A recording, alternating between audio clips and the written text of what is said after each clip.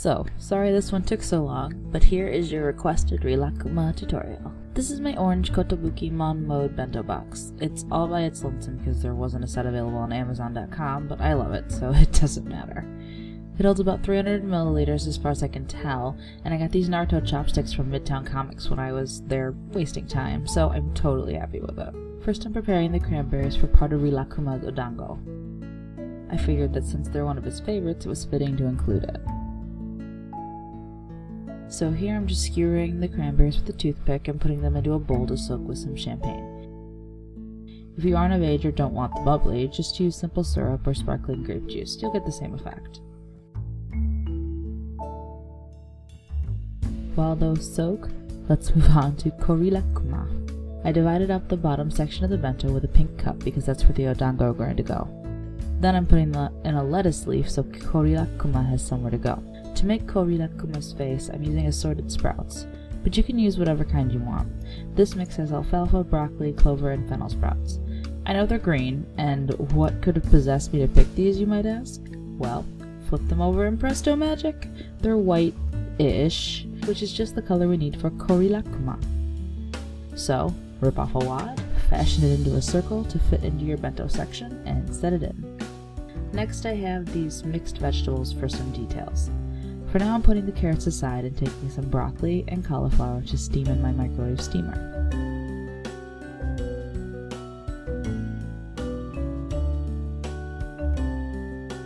Take a knife to hollow out a spot in the center of Rirakkuma's face where her muzzle will be, and stick a small cut of cauliflower into it. Then use 2 more pieces of cauliflower for the ears. The broccoli I'm just using to fill in the background for contrast against the white and pink. Next I have this Smart Deli vegan bologna, and using my circle cutter I'm making the insides of Rirakkuma's ears.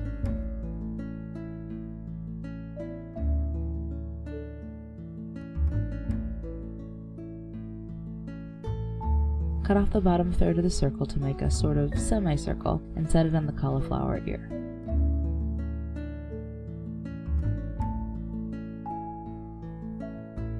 To make Rirakkuma's face, I just used a sheet of nori and a punch. It didn't record for some reason, but you'll get the idea later in the video when I make Rilakkkuma's face. For the next part of the odango, salt some water and get yourself half an apple or so. Use a melon baller and make some white spheres, and put them in the water to keep them from oxidizing. You can also use citrus juice, such as lemon or lime juice here if you prefer. This is what we have so far.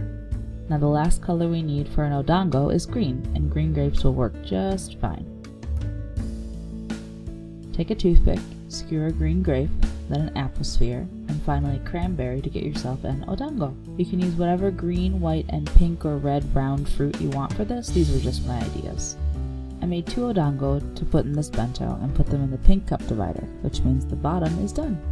Now for Rilakkuma and Kirotori, his yellow bird friend. I bought these vegan chicken sliders at the grocery store, and I thought they would be great for Rilakkkuma's face because of the color. I just opened them up and cooked them according to the instructions. A word to the wise though, follow them carefully. The first one I made came out really dry and tough, but after I saw what I did wrong and fixed it, the rest were fine. I didn't want plain vegan mayo to put on this because that's boring, so I added some flavor to it. For whatever reason this also didn't record, but I basically mixed in cayenne pepper, a tiny bit of almond extract, a bit of Tabasco, and salt and pepper to taste. Then I dressed the chicken sandwich with what I had in the fridge. The vegan mayo, spinach,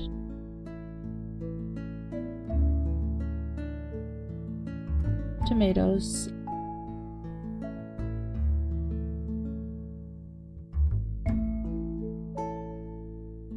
and some Dijon mustard and a little vegan cheese.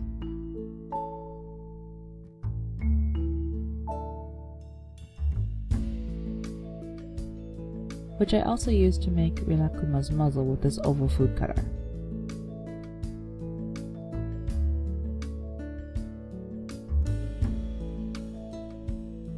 Then I cut some nori to make his facial features, and used a toothpick and the mayo I mixed up to stick them to the bun.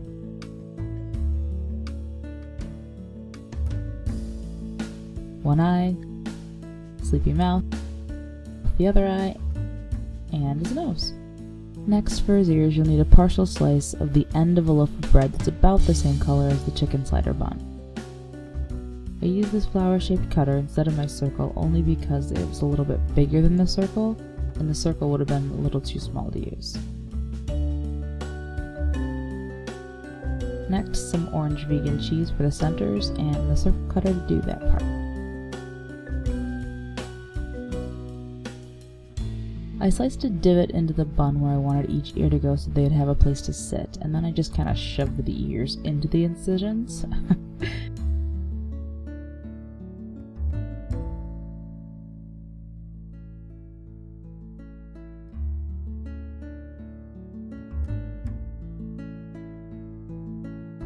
Now Rilakkuma is all done.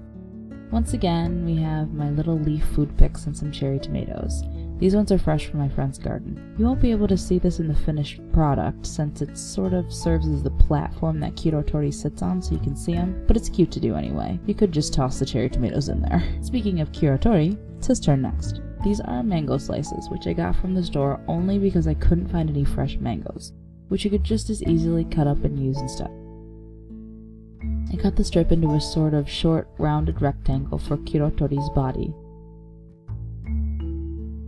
And then I used a little slice of carrot in order to make his beak, which I then decided was too big, so I trimmed it down.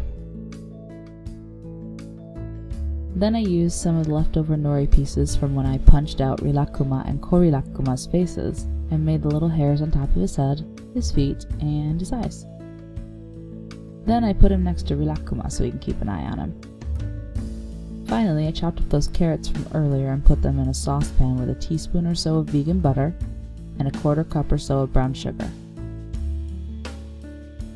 Then stir over medium heat until the butter and sugar dissolve and the carrots become soft.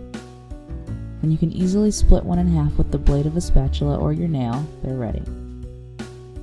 So just get a food cup and put your delicious candied carrots in as your last side dish. And then your Rilakkuma bento box is finished.